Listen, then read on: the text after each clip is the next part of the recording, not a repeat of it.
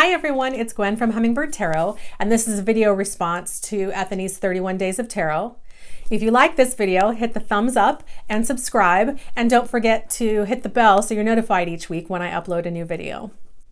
Today's prompt was asking about the top 5 tarot books of the last decade. I actually found this one really easy. I was really surprised. I just went through my books and I picked out the ones that I thought were the most influential on my life and also the ones that I used the most. And I ended up with 5 books. So the first one I want to share is called The Heart of the Tarot. And this one is by Sandra Thompson, Robert Muller. When I first started reading the book, there was something in here that really resonated with me that they said. I liked the way that they framed the book because it really is in line with the way that I like to read tarot, and I want to share this with you. This is the statement. This is on page 8 of the book. It is our opinion that the tarot best serves us when we don't use it for fortune telling, but instead use it to assist us in delving into our own inner wisdom. I really believe that we already know everything that we need to know, and we just don't always know that we know that. And sometimes we need a little bit of help checking into our intuition and where our soul stands on a certain issue, because there's a lot of noise going on and sometimes it's hard to tune out the noise. That's the one that really resonated with me. I'm also, Kitchen Table Tarot is going to make my list. This one's by Melissa Sanova. And the reason I put this one on here is because this is the one that I enjoyed reading the most. This was just pure fun for me. I really like her point of view. It's a silly, fun book, but if you don't know anything about tarot, you can definitely learn a lot from this book too. And so that's one that made my list in the top decade. And I've actually read that one more than once just because it was so fun to read. So the next one is Holistic Tarot by Benabel Wen. And I chose this one because it's just, there's so much information in here.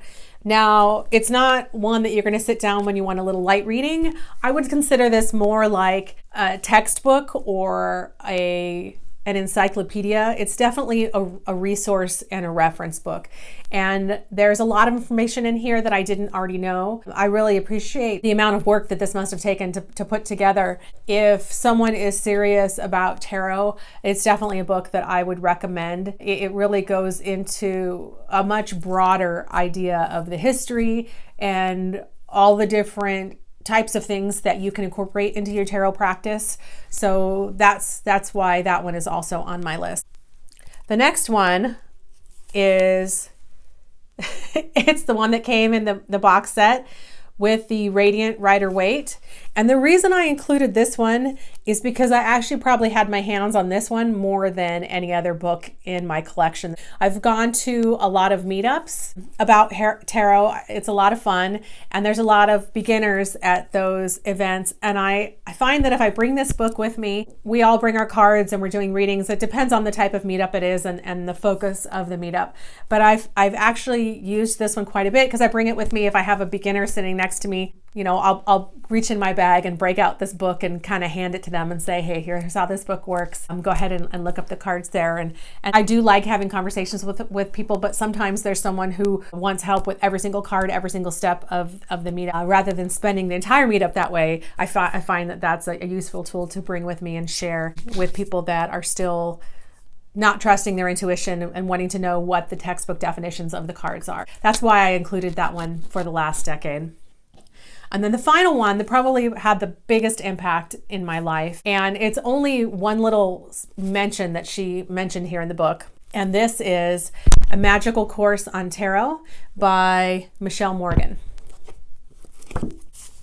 So this is on page 3 in her introduction, and this is the part that really resonated with me. I shared in one of my other videos that for most of my life, I've had ghosts and spirits in my life. And then when I was a teenager, I started practicing tarot, but I always had those as 2 really separate things in my life. I never merged them together until I read this book from Michelle Morgan.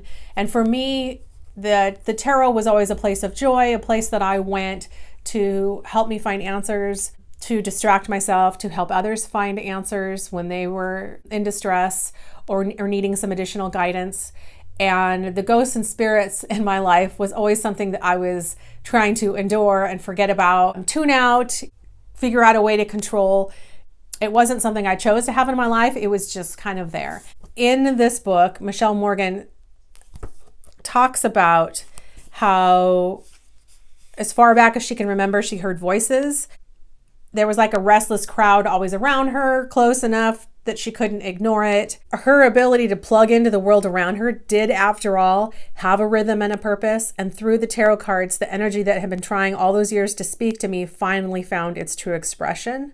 The looking glass shattered behind me, and there was no turning back. And from that moment on, the crowd was thankfully, blessedly silent. For me, that part of this book was a revelation.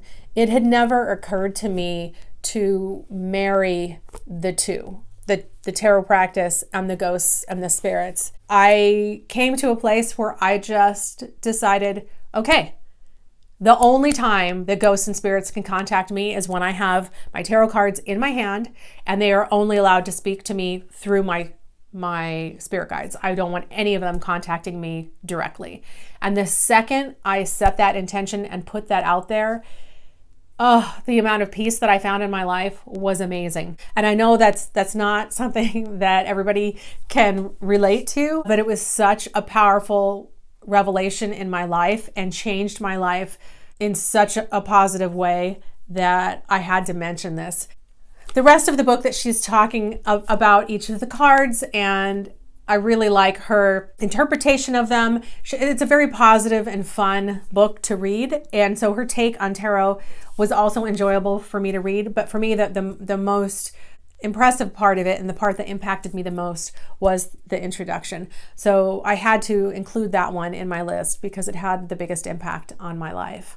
Thanks for joining me and letting me share with you my top 5 books of the past decade. And I look forward to seeing what everyone else has to share. Thanks for stopping by.